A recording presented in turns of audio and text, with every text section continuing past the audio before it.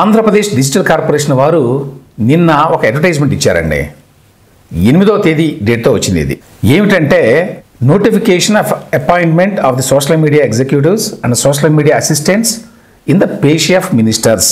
అంటే ప్రభుత్వంలో మంత్రులు ఉంటారు కదా, మంత్రుల పేషీల్లో ఒక 2 ఉద్యోగాలు క్రియేట్ చేసిందన్నమాట చంద్రబాబు నాయుడు గారి ప్రభుత్వం. అందుకోసం అని చెప్పి ఒక అడ్వర్టైజ్మెంట్ ఇచ్చారు. అంటే ప్రతి మంత్రి పేషీలో 2 ఉంటారు. ఒకరేమో సోషల్ మీడియా ఎగ్జిక్యూటివ్ అట, ఇంకొకరేమో సోషల్ మీడియా అసిస్టెంట్ అట. దీనికి అప్లై చేసుకోండి అని ఇచ్చారు. దీని మీద సాక్షి వారు పెద్ద కథనం రాశాడు. ఏమని? పార్టీ వారికి ఉపాధి కోసం ఏకంగా ప్రభుత్వంలో చంద్రబాబు నాయుడు సర్కారు సోషల్ మీడియా పోస్టులని సృష్టించింది. ప్రభుత్వం నేరుగా ఇటువంటి పోస్టులను సృష్టించి భర్తీ చేయడం ఇదే తొలిసారి. పచ్చి అబద్ధము. ఇంతకంటే చాలా ఎక్కువగా వైఎస్ఆర్సీపీ చేసింది. ఏమిటి దీని చరిత్ర అంటే, యాక్చువల్గా చంద్రబాబు నాయుడు గారు ప్రభుత్వంలోకి వచ్చిన తర్వాత 2014 తర్వాత ఆయనకి ఇటువంటి చాలా ఇంట్రెస్ట్ కదా, అందుకని ఆంధ్రప్రదేశ్ కాంటెంట్ కార్పొరేషన్ అని పెట్టాడు. అంటే ప్రభుత్వంలో ఉండే సమాచారం అంతా ఒక చోట ఉండాలి. ఇది రకరకాల డిపార్ట్మెంట్స్లో అలా చలా చెదురై ఉంది. డేటా అంతా ఒక చోట ఉంటే కానీ వాళ్ళ డేటా అనాలిసిస్ అనేదానికి చాలా ప్రాధాన్యత వచ్చింది. సో డేటా అంతా ఒక చోట ఉండాలి కాబట్టి కొత్తగా వచ్చిన టెక్నాలజీని ఉపయోగించుకొని ఒక డిపార్ట్మెంట్ని క్రియేట్ చేశాడు ఆయన. దాని పేరు ఆంధ్రప్రదేశ్ కాంటెంట్ కార్పొరేషన్. జగన్మోహన్ రెడ్డి వచ్చిన తర్వాత కొత్తగా ఏమీ చేయడు కానీ ఆల్రెడీ గతంలో చంద్రబాబు నాయుడు గారు చేసినటువంటి అనేక పనులు, తీసుకున్న అనేక ఇనిషియేటివ్స్, వాటిని తనకి అనుగుణంగా మార్చుకున్నాడు. వాటిని డెవలప్ చేయలేదు, వాటిని ఎక్నాలెడ్జ్ చేయలేదు. ఏ పర్పస్ కోసం అయితే అవి పెట్టారో ఆ ఉద్దేశాలను నెరవేర్చడానికి జగన్మోహన్ రెడ్డి గారి ప్రభుత్వం ఇసుమంతా కూడా ప్రయత్నించాల. చాలా ఉన్నాయి. ఫైబర్ నెట్ తీసుకోండి, స్కిల్ డెవలప్మెంట్ కార్పొరేషన్ తీసుకోండి, కాంటెంట్ కార్పొరేషన్ తీసుకోండి, అన్నీ అంతే. తనకి అనుకూలంగా మార్చుకున్నాడు. వాటిని అడ్డం పెట్టుకుని యాక్చువల్గా కేసులు పెట్టాడు చంద్రబాబు నాయుడు గారి మీద. ఫైబర్ నెట్లో పెట్టాడు, స్కిల్ డెవలప్మెంట్లో పెట్టాడు.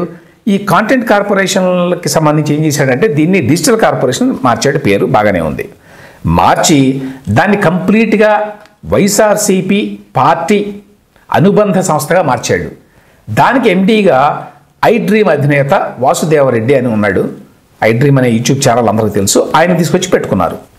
ఆయన్ని పెట్టుకోవడమే కాకుండా మొత్తం కిందంతా కూడా వైఎస్ఆర్సీపీలో ఉండేవాళ్ళు, లేకపోతే ఐప్యాక్లో పనిచేసేవాళ్ళు.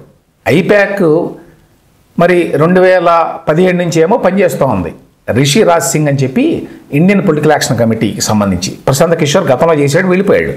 ఆ తర్వాత అతని పార్ట్నర్ అన్నమాట రిషి రాజ్ సింగ్. అతని ఆధ్వర్యంలో ఐప్యాక్ పనిచేసింది. ఆ ఐప్యాక్ ఉద్యోగుల్ని అందరినీ ఇందులో చేర్చారు, సగం మందిని. అంటే జీతాలు ఎక్కడ ఇస్తారు, పనిచేసేది ఐప్యాక్లో అన్నమాట. ఈ రకమైన ఆరోపణలు 2019 నుంచి 2024 మధ్యకాలంలో చాలాసార్లు టీడీపీ వాళ్ళు చేశారు.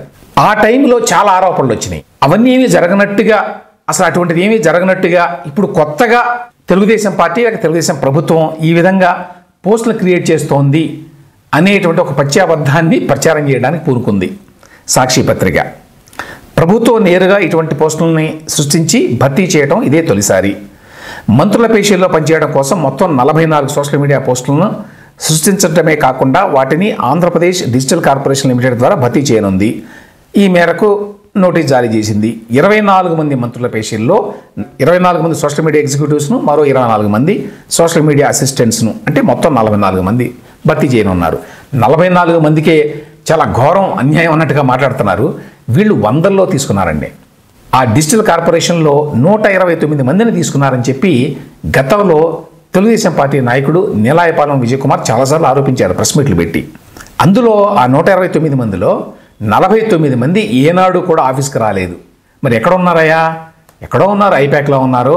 లేకపోతే వాళ్ళు ఏం చెప్పారంటే కొంతమంది ఎండీఎల్కి, చైర్మన్లకి, వాళ్ళకి వాళ్ళ ఇళ్లలో ట్యూషన్ చెప్పే మాస్టర్లకు కూడా ఇక్కడ ఇచ్చారట, జీతాలు ఇక్కడి నుంచి ఇచ్చారన్నమాట. ఆ విధంగా 129 మందిని పెట్టుకున్నారు డిజిటల్ కార్పొరేషన్లో. అందులో 49 మంది ఏనాడు ఆఫీస్కి వచ్చి సంతకం కూడా చేయలేదు. ఇది విషయం. దీంతోపాటు ఇంకా చాలా ఆరోపణలు చేశారు. 500 కోట్ల రూపాయలు ఖర్చు అయిందని చెప్తున్నారు 5 ఏళ్లలో ఏపీ డిజిటల్ కార్పొరేషన్ పేరు మీద. మరి దాన్ని ఇంకా పూర్తిగా వెలికి తీయలా ఈ ప్రభుత్వం.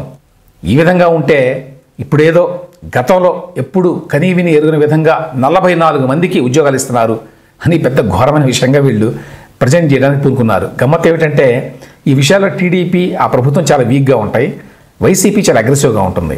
2014-19 మధ్యకాలంలో కూడా వీళ్ళు ప్రతి డిపార్ట్మెంట్లో ఒక పిఆర్ఓని పెట్టారు టీడీపీ వాళ్ళు. అది దాదాపుగా అన్ని గవర్నమెంట్స్లో ఉంటుంది. మొన్నగా వైఎస్ఆర్సీపీ గవర్నమెంట్లో కూడా ఉంది ఆ పిఆర్ఓ వ్యవస్థ. అయితే వాళ్ళు 25 మందో 30 మందినో పెట్టుకుంటే దానికోసం అఫీషియల్గా జీవో ఇచ్చారు వాళ్ళు, రహస్యం కాదు. దానిని ఇక్కడ ఉన్నటువంటి కొంతమంది జర్నలిస్ట్ సంఘాల నాయకులు ఢిల్లీలో ఉన్నటువంటి ప్రశాంత్ భూషణ్కి లేకపోతే ఆ ప్రెస్ కౌన్సిల్ ఆఫ్ ఇండియా వాళ్ళకి పంపించి జర్నలిస్టులకి లంచం ఇవ్వబోతున్నాడు చంద్రబాబు నాయుడు అని వాళ్ళు ఏదో సమాచారం ఇస్తే దానిని ప్రశాంత్ భూషణ్ లాంటి వారు కూడా అది ఏంటని చదవకుండా అర్థం చేసుకోకుండా జర్నలిస్టులకి డబ్బులు ఇవ్వడానికి జీవో ఇచ్చాడని చెప్పి రాశాడు ఆయన. పిఆర్ఓగా పనిచేయడానికి ఉన్నటువంటి క్వాలిఫికేషన్స్లో ఒకటి గతంలో జర్నలిస్ట్గా పనిచేసి ఉండటం అని ఉంది అందులో, అంతే. దాన్ని పట్టుకొని ఆల్రెడీ జర్నలిస్ట్గా ఉద్యోగాలు చేస్తున్న వాళ్ళకి డబ్బులు ఇవ్వడానికి ఇది చేశారని చెప్పి పూర్తిగా రాంగ్ ఇంటర్ప్రిటేషన్ తోటి ప్రశాంత్ భూషణ్ ఆ రోజున విమర్శించాడు. దానిని సరిగ్గా కండెమ్ చేయటంలో, అది తప్పు అని చెప్పి కన్వే చేయడంలో కూడా ఆనాడు టీడీపీ ప్రభుత్వం ఫెయిల్ అయింది. అదొక కథ. ఆ తర్వాత 2019లో అధికారంలోకి వచ్చిన తర్వాత వైఎస్ఆర్సీపీ వాళ్ళు భారీ ఎత్తున ఈ డిజిటల్ కార్పొరేషన్లో పూర్తిగా పార్టీ పని మాత్రమే చేయించారు. ఏం చేయించారు? 2019 నుంచి 24 వరకు ఏపీ డిజిటల్ కార్పొరేషన్ అనే సంస్థ ఏం పనిచేసింది అనే ప్రశ్న వేస్తే మీకు సమాధానం లేదు. దాని ఉద్దేశం ఏంటి? ఏపీ డిజిటల్ కార్పొరేషను లేక అంతకుముందు ఏపీ కాంటెంట్ కార్పొరేషను, ప్రభుత్వంలో అనేక డిపార్ట్మెంట్స్ ఉన్నాయి. ఈ సమాచారాన్ని అంతా ఒక చోట ప్రోది చేయాలి. అక్కడ ఉంటే అక్కడి నుంచి మీరు ఎవరికైనా ఇవ్వడానికి ఈజీగా ఉంటుంది, ఆ డేటా అవైలబుల్గా ఉంటే. అది ఉద్దేశం. అటువంటిది ఏమైనా చేశారా? ఏమీ చేయాల. అది ఓన్లీ ఆ సోషల్ మీడియాలోనో, ట్విట్టర్లోనో, యూట్యూబ్లోనో ప్రచారం కోసం చెప్పి జనాన్ని ఎంప్లాయ్ చేసుకొని ప్రభుత్వం నుంచి జీతాలు ఇచ్చి, తమ కోసం పనిచేసేటువంటి ఐప్యాక్ ఉద్యోగులకు కూడా ఇక్కడి నుంచే జీతాలు ఇచ్చి, తమకు కావాల్సిన బయట వాళ్ళకి అసలు ఆఫీసుకు కూడా రాకుండా ఎక్కడో కడపలో ఉంటారు, పులివెందుల్లో ఉంటారు, ఇంకెక్కడో ఉంటారు, వాళ్ళందరికీ నెల నెల జీతాలు పంపించారట. 129 మంది. మీరు 129 మందిని పెట్టుకొని ఇవాళ 44 మందికి అఫీషియల్గా వాళ్ళు ప్రకటన ఇస్తే ఏపీ డిజిటల్ కార్పొరేషన్ పేరు మీద అదేదో ఘోరం అన్నట్టుగా మాట్లాడడం. సరే, అసలు ఈ 44 మంది కూడా అవసరమా అనేటువంటి డిబేట్ చేయొచ్చు. ఇవాళ సోషల్ మీడియా ప్రాధాన్యత పెరిగింది కాబట్టి ప్రతి డిపార్ట్మెంట్ కూడా సోషల్ మీడియా ద్వారా జనాన్ని చేరుకోవాలి అనేటువంటి ఆలోచన ఉన్నారు కాబట్టి అందుకోసం ఆ ఉద్దేశంతో పెట్టారు. అది మంచిదా కాదే అనేటువంటి డిబేట్ చేయొచ్చు. కానీ వైఎస్ఆర్సీపీకి, ఆ పార్టీకి, ఆ పత్రికకి